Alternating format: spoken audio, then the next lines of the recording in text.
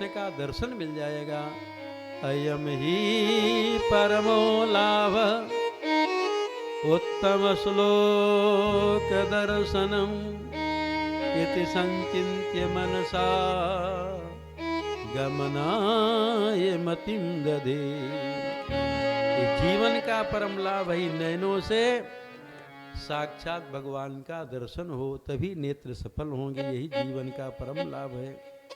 ऐसा विचार करके सुदामा जी चलने के लिए तैयार हुए। कहते देखो सुशीला पंचांग लाओ, मुहूर्त देखें कब अच्छा मुहूर्त है द्वारकापुरी जाने का। सुशीला जी पंचांग लाई और सुदामा जी मुहूर्त देखे। मुहूर्त देखकर कहते देखो देवी सुशीला, कल सुबह ही प्रातः काल अच्छा मुहूर्त है द्वारकापुरी जाने का। देखो घर में कुछ भेंट सामग्री है कि नहीं,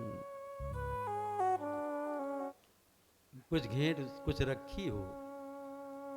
देखो माताएं भी जो पति कमा करके देता है घर खर्च के लिए, उससे कुछ बचा करके रखती हैं इमरजेंसी के लिए।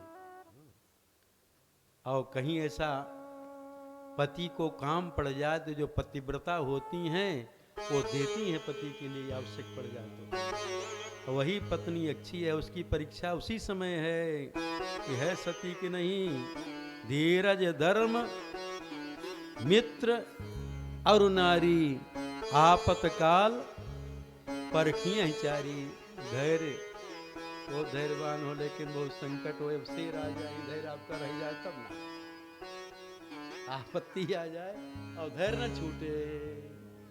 धीरज धर्म, बड़े धार्मिक है लेकिन बहुत आपत्ति आ जाए, संकट आए, इसमें भी धर्म न छूटे, भले शरीर छोड़ दे तब धर्म की परीक्षा है। धीरज धर्म मित्र और नारी आपतकाल परखियां चारी। तो आपत्ति में ही सबकी परीक्षा होती है। तो सुदामा जी कहते कुछ घर में है, घर में तो कुछ था नहीं, बचा पामे ऐसा होता ही नहीं था, इतना मिलता ही नहीं था सुदामा जी को। तो सुशीला जी पड़ोस के 4 ब्राह्मण के घर में जाती हैं और 4 मुट्ठी चावल मांग करके लाती हैं। अब ब्राह्मण कितना देगा, 1 मुट्ठी चावल दे दिया, 4 घर से 4 मुट्ठी चावल मांग करके लाई। या चित्वा चतुरो मुष्टीन विप्रान पृथुकटंडुलान चैलखंडेन तान वद्वा भरत्रे प्रादादुपायनम। 4 मुट्ठी चावल मांग करके लाई और अच्छा कपड़ा भी नहीं था, फटे चीथड़े को कई परत करके चावल को बांध देती हैं। अब चावल की पोटी सुदामा जी को देती हैं।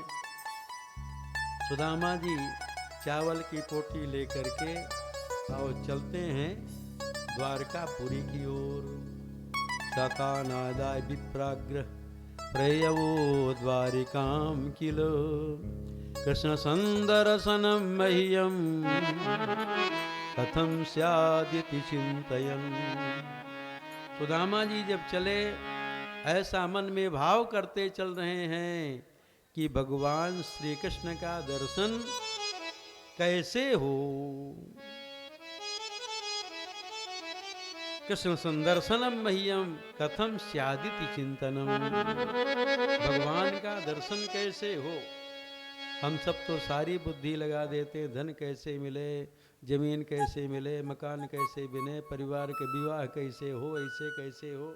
लेकिन सुदामा जी जब चले तो यही भाव करते चल रहे हैं भगवान श्री कृष्ण का दर्शन जल्दी कैसे हो। सुदामा जी बड़े कमजोर हैं, चलते चलते बेचारे थक गए, एक वृक्ष के नीचे सो गए। भगवान द्वारकाधीश को पता लग गया कि मेरा मित्र सुदामा मुझसे मिलने के लिए आ रहा है, लेकिन बहुत कमज़ोर है, चलते चलते थक गया है। तो भगवान योग माया को आज्ञा दी, योग माये मेरे मित्र सुदामा को उठा करके और द्वारकापुरी में लटा दो। उसी प्रकार का दृश्य बना करके, जैसे वृक्ष वहाँ है, जो लता है, झाड़ी है, उसी प्रकार का सारा दृश्य बना करके और मेरे द्वारकापुरी में सुला दो।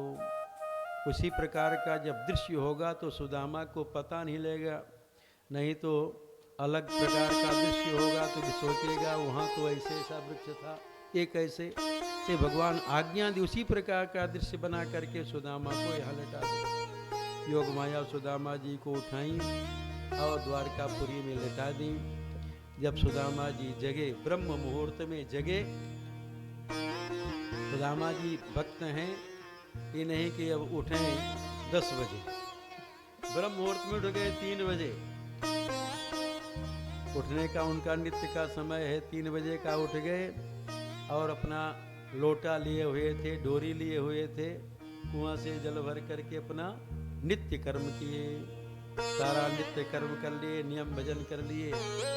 और फिर जब नियम भजन का पूरा हो गया तब चलने के लिए तैयार हुए। किसी से पूछे, भैया द्वारकापुरी का रास्ता किधर है? वो बताया, महाराज आप तो द्वारकापुरी में ही हैं। सुदामा जी कहते, देखो भैया हम वृद्ध ब्राह्मण हैं, हमसे मजाक मत करो, हमको रास्ता बता दो।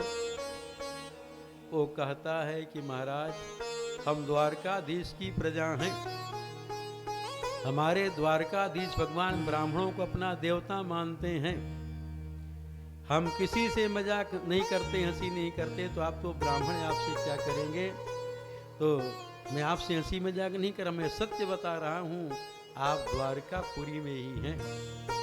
तो सुदामा जी का, अच्छा भैया बताओ वो कन्हैया का भवन किधर है? वो बताया कि महाराज देखिए, जो सबसे ऊंचा भवन दिख रहा है, एकदम सफेद सफेद भवन दिख रहा है, और उसमें मणियाँ लगी हुई हैं, सोने के कलश लगे हुए हैं, मणियों से प्रकाश निकल रहा है, वही जो सबसे ऊंचा श्वेत भवन है, वही द्वारकाधीश भगवान का भवन है। सुदामा जी आते हैं भवन के दरवाजे पर। यहाँ भागवत में तो नहीं लिखा कि सुदामा जी को रोका, यहाँ तो साफ साफ लिखा। क्यों शास्त्री जी? सुदामा जी वह देखे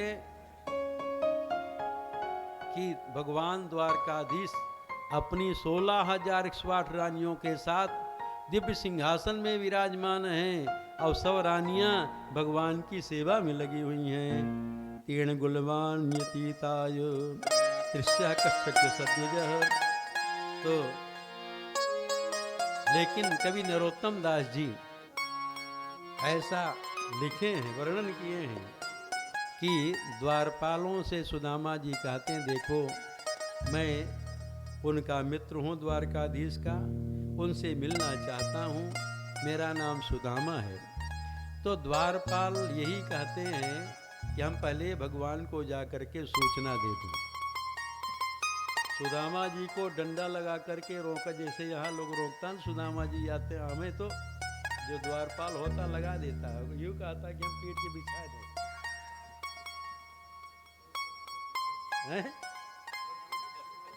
हाँ, तो लेकिन ऐसा नहीं लिखा गया। ऐसा करना सुदामा जी के चरित्र को गिराना है। सुदामा जी भक्त हैं, तो यही द्वारपाल जाकर के कि हम भगवान को सूचना दे दें, भगवान की आज्ञा होगी तब हम आपको लेकर के चलेंगे। तो द्वारपाल भगवान के पास में आते हैं और उनको सूचना देते हैं कि शीर्ष पगा न जगा तन में, प्रभु जाने को वाही बसे के ग्रामा, धोती फटी सी लटी दुपटी सी, अरुपाई उपान की नहीं सामा, द्वार खड़े द्विज दुर्बल देखी, रहो चकिसो वसुधा अभिरामा, पूछत दीन दयालु को धाम, बतावत आपनो नाम सुदामा।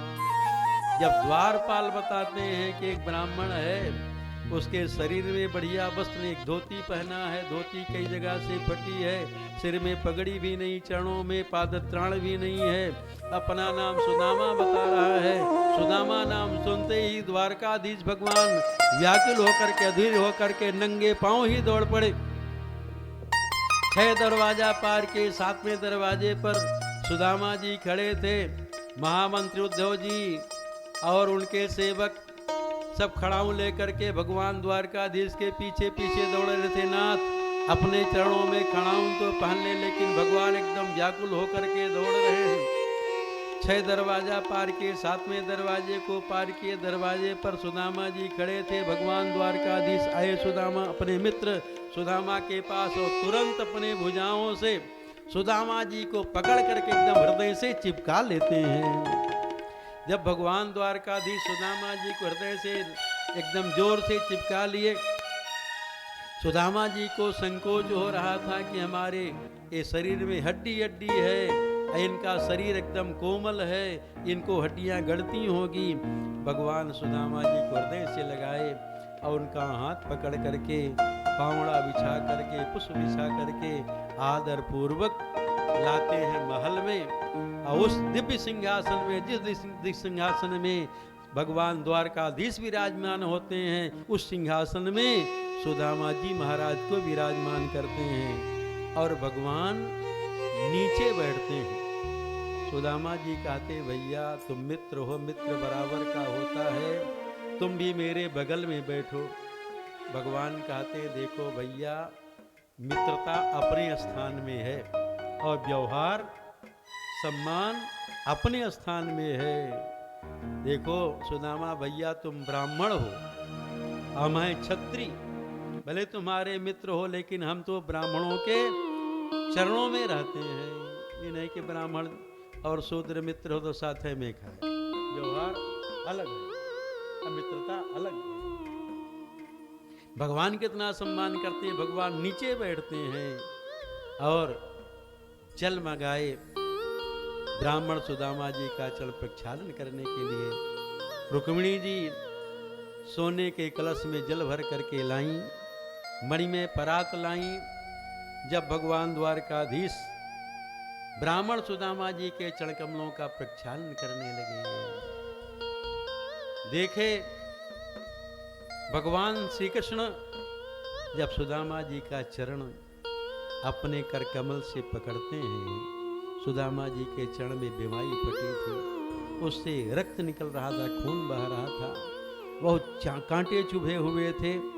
सुदामा की ऐसी दशा को देख करके द्वारकाधीश भगवान के नेत्रों से गंगा जमुना बहने लगी, उन दिव्य नेत्र से जल गिरने लगा, बहने लगा और भगवान श्री कृष्ण अपने नेत्रों के दिव्य जल से ही सुदामा जी के चरण कमलों का प्रक्षालन करते हैं।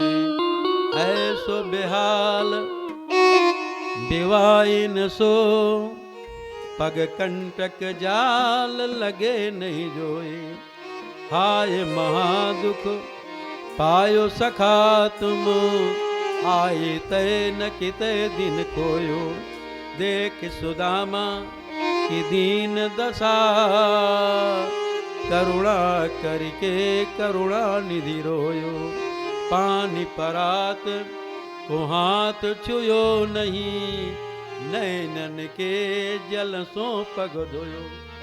भगवान द्वारकाधीश अपने हाथों से सुदामा जी का कांटा निकालते हैं, चरण प्रक्षालन कर रहे थे। श्री सुखदेव भगवान कथा कहते कहते एकदम गदगद हो रहे हैं, प्रसन्न हो रहे हैं। कहते देखो राजा परीक्षित, कौन भगवान आज द्वारका, कौन भगवान चरण प्रक्षालन कर रहे हैं, जो भगवान सारे त्रिभुवन को पवित्र बनाने वाले हैं। ऐसे भगवान जो लोक पावन भगवान हैं, संपूर्ण लोकों को पावन बनाने वाले हैं। अरे भगवान तो पावन बनाने वाले, उनके चरणों का जो चरणामृत गंगा जी हैं वो सभी लोगों को पावन बनाने वाली हैं। ऐसे लोक पावन भगवान आज सुदामा जी का अपने कर कमलों से चरण प्रक्षालन कर रहे हैं और चरणामृत अपने मस्तक पर धारण करके रख करके अपने को ही पावनता का अनुभव कर रहे हैं। अग्रहीत क्षीरसाराजन भगवान लोक पावन दिव्य गंधेन चंदना गुरु कुंकुमयी। सुदामा जी का चरण प्रक्षालन करते हैं, चरणामृत अपने सिर पर धारण करते हैं। फिर सुदामा जी का और पूजन करते हैं, धूप दीप नैवेद्य वस्त्र पहनाए। जितनी भी रानियां हैं 16,108 सब सुदामा जी के भाग्य को देख करके उनको आश्चर्य हो रहा। विचार करते हैं, जो एकदम दीनहीन ब्राह्मण है, निर्धन ब्राह्मण है, लेकिन ये कितना पुण्यात्मा है, ये कितना तपस्वी है। या साक्षात लक्ष्मीपति महाराजाधीराज चक्रवर्ती सम्राट श्री द्वारकाधीश भगवान श्री कृष्णचंद्र अपने कर कमलों से चरण प्रक्षालन कर रहे हैं। कि मनेन कृतं पुण्यम अवधूतेन भिक्षुणा श्रियाहीनेन लोकेस्मिन् गर्हिते नाधमेन। प्रणाम करने वालों की लाइन लग गई। वो दिन करवा चौथ न रहा होगा जब सुदामा जी पहुंचे। अब आज करवा चौथ हो गया सुदामा जी कथा, इसलिए 2-4 माई फिर भी आई हैं, पता नहीं व्रत नहीं की हैं का। तो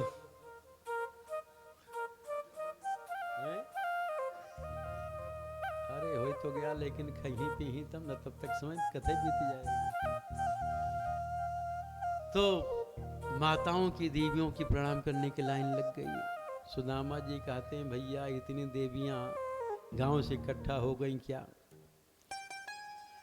भगवान कहते सुदामा भैया इसमें गांव की एक भी नहीं है, सब निजी हैं। सुदामा जी कहते हैं कि भैया कितनी हैं? भगवान कहते देखो सुदामा भैया 16,108 रानियां हैं हमारी।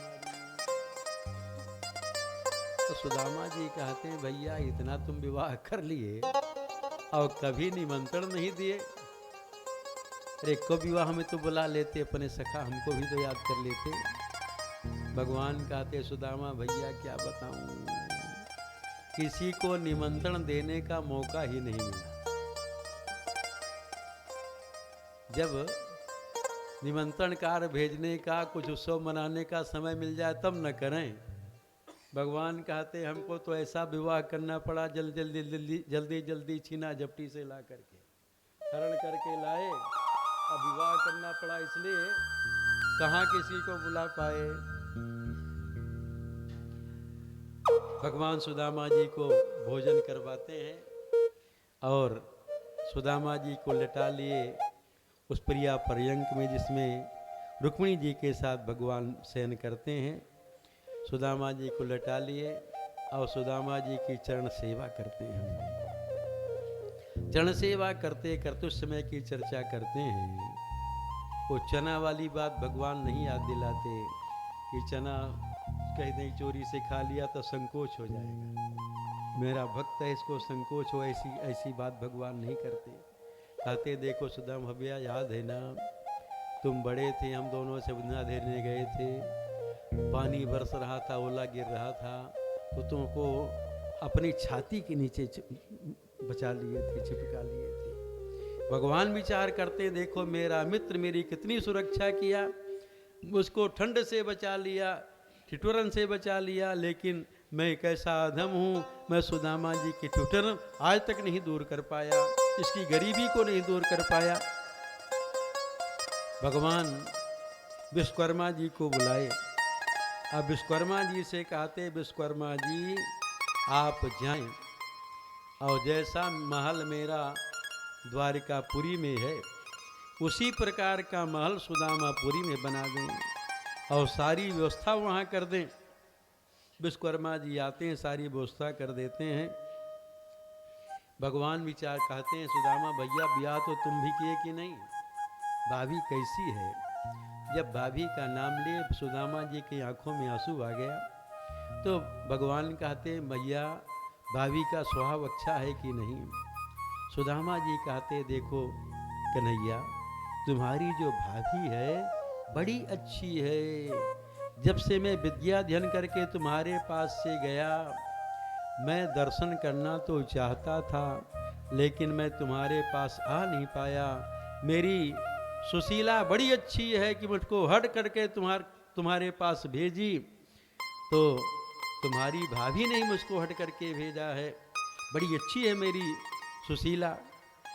भगवान विचार करते हैं जब भाभी भेजी है तो भेंट भी भेजी होगी, कि सुदामा जी उस भेंट को छिपाए हुए थे कांख में। भगवान कहते हैं देखो सुदामा भैया, भाभी ने भेंट भेजा है, उस भेंट में मेरा अधिकार है, उस भेंट को मुझको दे दो। सुदामा जी नहीं दे रहे थे। द्वारिका के मणिमय प्रांगण में दोनों मित्र, भगवान कहते सुदामा भैया हमारा भेंट सामग्री दो, और सुदामा जी नहीं दे रहे थे। छीना चपटी में भगवान देखे कि सुदामा के कांख में वो चावल की पोटली है। भगवान सुदामा की कांठ से चावल की पोटली को निकल, जहाँ हाथ लगाए फटा चिथड़ा था, फट गया, उससे चावल बिखरा। सुदामा जी की जब पोटली से चावल बिखरा, भगवान द्वारकाधीश एक मुट्ठी चावल भरे और खा लिए। पुनः दूसरी मुट्ठी भरे, ज्यों खाना चाहे रुक्मिणी जी हाथ पकड़ लेती हैं। क्यों रुक्मिणी जी हाथ पकड़ ली? सुदामा जी के एक मुट्ठी चावल खा करके भगवान द्वारकाधीश सुदामा जी को एक लोक की संपत्ति का दान कर दिए, और कहीं दूसरी मुट्ठी चावल खा लेंगे, दूसरा लोक की संपत्ति भी दान कर देंगे, तो मैं कहाँ रहूंगी, ऐसा विचार करके हाथ पकड़ लेती हैं। और दूसरा कारण विचार करती हैं कि भक्त के द्वारा लाया गया भेंट है, चावल है, इसमें प्रेम है। अब द्वारकाधीश भगवान अकेले ही पूरा खा जाएंगे तो हम सब 16,108 हैं, एक एक दाना भी प्रसाद नहीं मिलेगा, ऐसा विचार करके हाथ पकड़ लेती हैं। भगवान कहते देखो प्रिय तुम अच्छा नहीं किए। भगवान सुदामा जी का चावल खा करके उनको एक लोक की संपत्ति का दान कर दिए।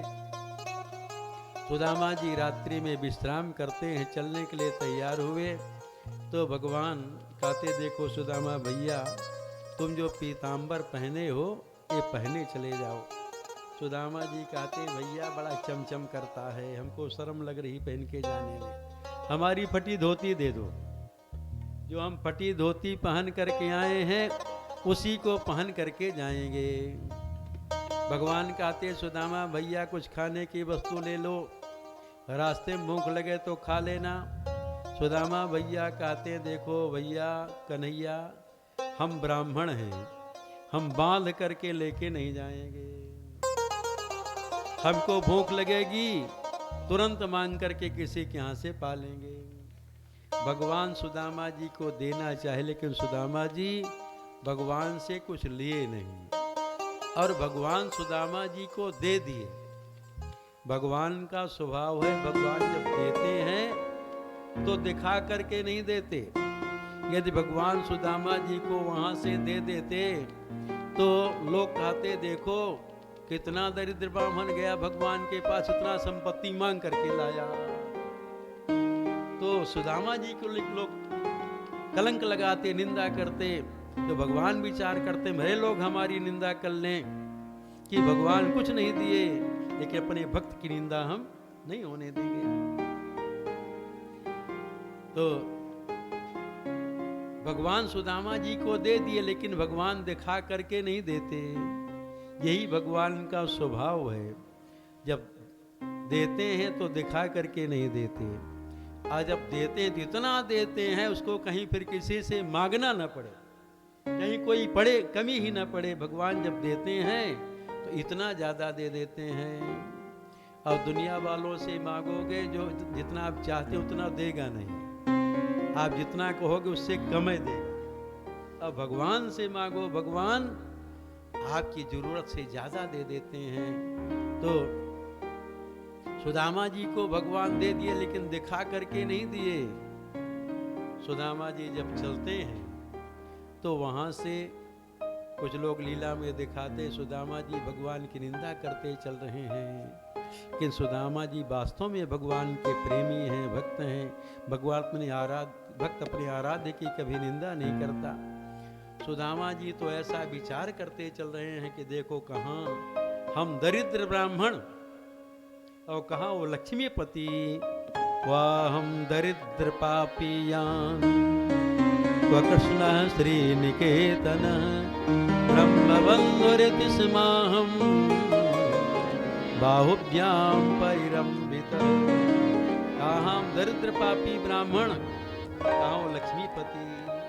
मुझे ऐसे दरिद्र ब्राह्मण को अपनी भुजाओं से पकड़ करके हृदय से लगाए, अपनी प्रिया पर्यंक में हमको बैठाए, हमारी पूजा किए। और उनकी जो रानी है वो मुझको हवा भजन कर रही थी। सुदामा जी विचार करते हैं भगवान ऐसा विचार करके नहीं दे कि निर्धन है, वो धन मिल जाएगा तो अहिमान में आकर के हमारा भजन छोड़ देगा। से भगवान कृपा ही किए। सुदामा जी भगवान की कृपा का स्मरण करते हुए चल रहे हैं। आए जब सुदामा जी आए अपने सुदामापुरी में, जहां उनकी झोपड़ी थी, भवन खड़ा। सोचे यहाँ कोई पता नहीं कौन भवन बना दिया, यहाँ तो मेरी झोपड़ी थी, मेरी सुशीला थी। कोई रास्ते से निकला, पूछा भैया किसका भवन है, तो बताए सुदामा महाराज का है। तो सोते सुदामा तो वो नहीं, लेकिन कोई सुदामा सेठ न बना दिया हो। पूछे कौन गए, ब्राह्मण है। कहाँ गए, इस समय द्वारकापुरी गए हैं। हूँ तो मैं ही, लेकिन यह भवन कैसे खड़ा है। सुशीला जी देखी हमारे पद्देव सुदामा जी का आगमन हो गया है। तो सुशीला जी सखियों के साथ 16 श्रृंगार की हुई, आरती की थाली सजा करके छम छम करती हुई आई सुदामा जी की आरती करने लगी। ऐसा सुशीला जी निकली जैसे वैकुंठ के दरवाजे से श्री लक्ष्मी जी निकले। ऐसी सुशीला जी सज धज करके निकली। निश्चक्राम गृहातूर्णम रूपणी श्री रिवालयात। आरती करने लगी, सुदामा जी पीछे खिसकने लगे।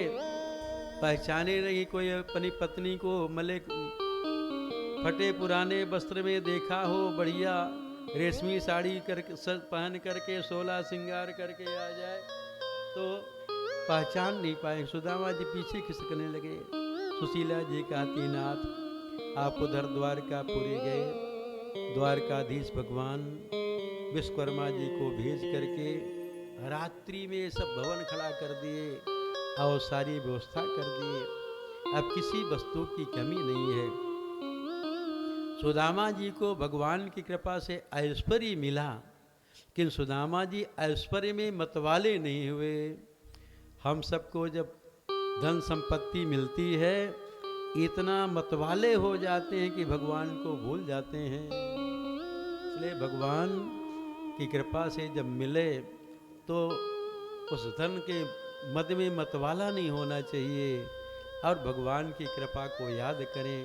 प्रभु हम इसके योग्य नहीं थे, आप कृपा करके सुंदर मनुष्य का शरीर दे दिए, इतना धन दे दिए, जमीन दे दिए, मकान दे दिए, खाने की वस्तु दे दिए।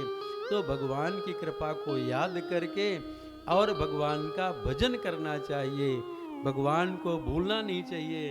लेकिन जब दुख का दिन आता है तो हम भगवान को बहुत याद करते हैं और सुख के दिन में भगवान को भूल जाते हैं, उल्टा करते हैं। यदि सुख के दिन में भगवान का स्मरण करेंगे तो कभी दुख का दिन आएगा ही नहीं, हमेशा सुख ही सुख रहेगा। एक दिन सुदामा जी रात्रि में रो रहे थे कि कहीं भगवान इतना हमको धन संपत्ति दे, कहीं भगवान को भूल न जाऊं। ऐसा विचार करके सुदामा जी रो रहे थे। साक्षात भगवान श्री कृष्ण का प्राकट्य हुआ और पूछे भैया सुदामा क्यों रो रहे हो। सुदामा जी कहा, अरे भैया इतना तुम ऐश्वर्य हमको दे दिए, ईश्वर में हम कहीं तुमको भूल न जाएं। भगवान कहते, देखो सुदामा, तुम मुझको नहीं भूलोगे। जैसे लोहा पारसमणि का स्पर्श जब करा दिया जाए तो सोना बन जाता है, स्वर्ण भाव को प्राप्त हो जाता है। और जो लोहा स्वर्ण भाव को प्राप्त हो गया है वो फिर लोहा नहीं होता है। उसी प्रकार भगवान कहते, तुम भजन करते करते सिद्ध हो गए हो, तुम्हारा मन मेरे चरण कमलों में लग गया है। अब जितना ऐश्वर्य मिले तुम उधर नहीं आ सकते होगे। रमा बिलास राम अनुरागी, तजत भवन जिमि जड़भागी। तो इस प्रकार से सुदामा जी को ऐश्वर्य मिला। अब कथा तो अनंत है, कोई कथा पूरी कह नहीं पाता। कोई पंडिताइन जी करवा चौथ का पूजन करके कुछ खाए पी के आई होंगी, बिना मुंह देखे खा लिए शास्त्री जी कथा जलपान की। फोटो में देखी हैं, अच्छा अच्छा, तब ठीक है। तो 9:30 बजिए गया है करीब करीब, हाँ बजिए रहा है। तो कथा अनंत है, कोई कुछ कह नहीं सकता है। अंतिम श्लोक है भागवत का, नाम संकीर्तनम यस्य सर्व पाप प्रणाशनम, प्रणामो दुख समरस्तम नमाम हरिम परम। कथा तो भूल जाएंगे, लेकिन एक बात नहीं भूलना है, भगवान का नाम। 7 दिन से कथा सुन रहे हैं, भागवत में भगवान के नाम की ही महिमा है।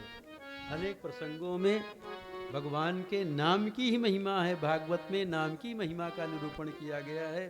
इसलिए भगवान का नाम कभी नहीं भूलना है। हर क्षण हर पल भगवान का नाम लेते रहें, मानव जीवन धन्य हो जाएगा। घर का काम भी करते रहिए, खूब काम करो, कमाओ खाओ ठाठ से रहो, लेकिन भगवान का नाम भी जिह्वा से राम राम सीताराम सीता। अब हम सब अयोध्या वासी तो हैं, क्यों शास्त्री जी? अयोध्या के किनारे तो अयोध्या वासी यहाँ भी हैं। अयोध्या वासी कौन इधर उधर नाम थोड़ी लेगा, सीताराम करते रहिए, सबसे सरल नाम है।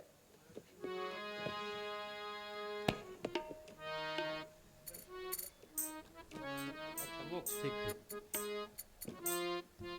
कोई बात नहीं। श्री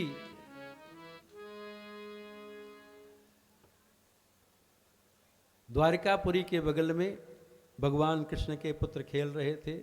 ऋषि महर्षि थे, वहाँ दुर्वासा जी थे, और जाम्बवती पुत्र शाम्ब को साड़ी पहना करके और लाए ऋषियों के पास। पूछे, स्त्री है, जानना चाहती है कि इसके गर्भ से क्या पैदा होगा। दुर्वासा जी कहते हैं, इसके गर्भ से न पुत्र होगा न पुत्री, मूसल पैदा होगा। जहाँ साड़ी हटाए मूसल प्रकट हो गया। उग्रसेन जी को ले जा करके दे, उसको चूर्ण करके और फेंक दिया गया समुद्र में। तो जो लकड़ी वाले हिस्से से एरका नाम की घास हो गई, और लोहे को एक मछली ने निगल लिया। मछली को जब पकड़ा गया, पेट फाड़ा गया, तो उससे लोहा निकला। वो लोहा व्याध को मिला, जो भगवान के चरण कमलों में बाण मारेगा। यदुवंशी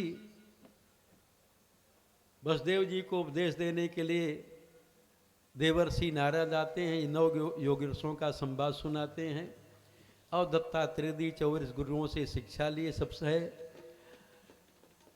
श्री सुखदेव भगवान परीक्षित जी से कहते, देखो परीक्षित, अब तुम कथा सुन चुके, अब तुम सिद्ध हो गए होगे, तुमको किसी बात का भय नहीं है। श्री परीक्षित जी प्रार्थना करते हैं, हाँ गुरुदेव, आपकी कृपा से हमको भगवान की कथा श्रवण करने को मिली, और कथा श्रवण करके मैं सिद्ध हो गया हूँ। अब मेरा मन भगवान श्री राधा कृष्ण में लग गया है, मेरा मन शरीर में नहीं है। जब मन भगवान में लगता है तो शरीर से उठ जाता है, शरीर का ध्यान उसी परमहंस, उसी को परमहंस वृत्ति कहते हैं। अब मेरा मन कथा श्रवण करके शरीर से हट गया। अब जो हम शरीर को मैं मानते हैं ना, शरीर को मैं मान लेते हैं तो इसलिए शरीर के कष्ट को अनुभव करते हैं, भूख का अनुभव करते हैं, प्यास का अनुभव करते हैं। और जब शरीर को मैं नहीं माना जाता, मैं से ऊपर उठ जाता है, तो उसको न भूख, शरीर का ध्यान ही नहीं है, तो उसको न भूख का ध्यान होता, न प्यास का ध्यान होता। उसका मन हमेशा 24 घंटे भगवान में लगा रहता है। तो परीक्षित जी कहते अब मैं सिद्ध हो गया हूँ, अब सर्प आवे कोई डर हमको नहीं है। बस सुखदेव भगवान कहते ठीक है, तो मैं अब यहाँ से प्रस्थान कर रहा हूँ। श्री परीक्षित जी सुखदेव भगवान का पूजन करते हैं, 100 पूजन किए और सुखदेव भगवान प्रस्थान करें। बोलिए सुखदेव भगवान की जय, श्री सुखदेव भगवान की जय। परीक्षित जी तो मुक्त हो चुके, शरीर था, तक्षक आया दशा। जब उनके पुत्र जन्मेजय को पता लगा सर्प यत् सत्र करते हैं, कि मैं सर्पों को ही सब आहूत कर दूंगा, तक्षक नाग इंद्र के सिंहासन में जाकर के छिप गया था। श्री जन्मेजय जी कहते हैं कि इंद्र के सहित बुलाओ तक्षक नाग को। ऐसा आचार्य मंत्र पढ़े आवाहन किए, इंद्र का सिंहासन सहित नाग सहित आए। हवन करना था तब तक आकर के, और उनको मना कर दिया गया जन्मेजय जी को कि सर्पों को भस्म मत करो। ये सब भगवान की इच्छा से होता है, कोई किसी को मारता तारता नहीं है, कुछ लगना होता है। तो परीक्षित जी मुक्त हुए कथा श्रवण करके। 7 दिन में कथा सुनी, परीक्षित जी मुक्त हो गए, भगवान के धाम को प्राप्त हो गए। भगवान के नाम की महिमा है, भगवान के नाम की महिमा है कथा में, इसलिए भगवान के नाम को नहीं भूलना है। चलते फिरते, उठते बैठते, खाते पीते, सोते जागते, हर क्षण हर पल भगवान का नाम, जो नाम आपको अच्छा लगे, चाहे राधे राधे करो, राधे श्याम करो, चाहे सीताराम करो। जग में सुंदर हैं 2 नाम, चाहे कृष्ण का हो या राम, जो अच्छा लगे, जो आपको गुरुदेव बतावें। तो हमको तो गुरुदेव सीता राम बोलने हैं, इसलिए हम तो सीता राम करते हैं। आपको जो अच्छा लगो सो करो। भगवान का नाम लेते रहेंगे तो ये मानव जीवन धन्य हो जाएगा। जो भगवान कृपा करके समय दिए हैं, समय भी सार्थक हो जाएगा। हम भगवान के जैसे परीक्षित जी भगवान के धाम को प्राप्त कर लिए, तो कथा सुनते रहेंगे, भगवान का नाम लेते रहेंगे, तो हम आप भी संसार सागर से मुक्त हो जाएंगे। नाम जपते रहो, काम करते रहो, भक्त जीवन का यो ही निकल जाएगा।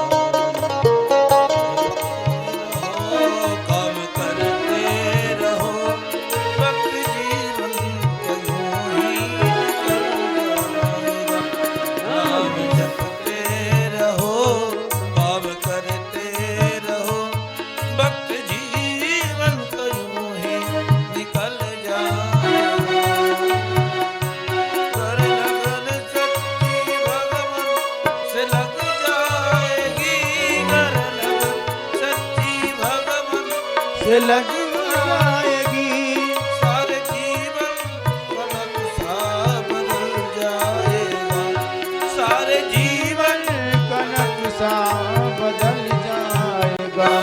नाम जपते रहो, काम करते रहो, भक्त जीवन का यूं ही निकल जाए।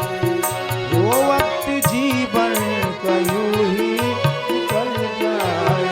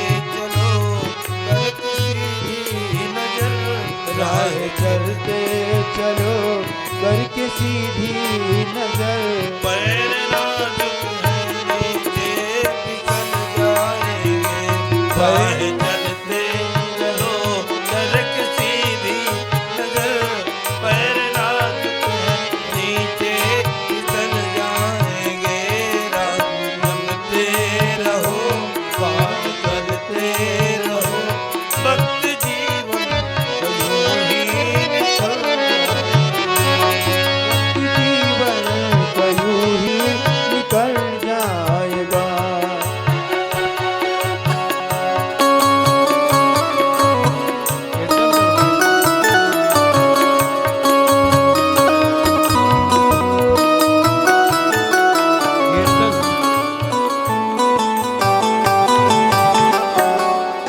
गोविंद गोपाल बात चलो कृष्ण गोपाल गाते चलो गोविंद गोविंद गोपाला कृष्ण गोविंद गोविंद गोपाला भज मुरली मनोहर नंद लाला भज मुरली मनोहर नंद लाला कृष्ण गोविंद गोविंद गोपाला कृष्ण गोविंद गोविंद गोपाला भज मुरली मनोहर नंद लाला भज मुरली मनोहर नंद लाला कृष्ण गोविंद गोविंद गोपाला गोविंद गोविंद गोपाला भज मुरली मनोहर नंद लाला भज मुरली मनोहर नंद लाला कृष्ण गोविंद गोविंद गोपाला कृष्ण गोविंद गोविंद गोपाला कृष्ण गोविंद गोविंद गोपाला गोविंद गोविंद गोपाला कृष्ण गोविंद गोविंद गोपाला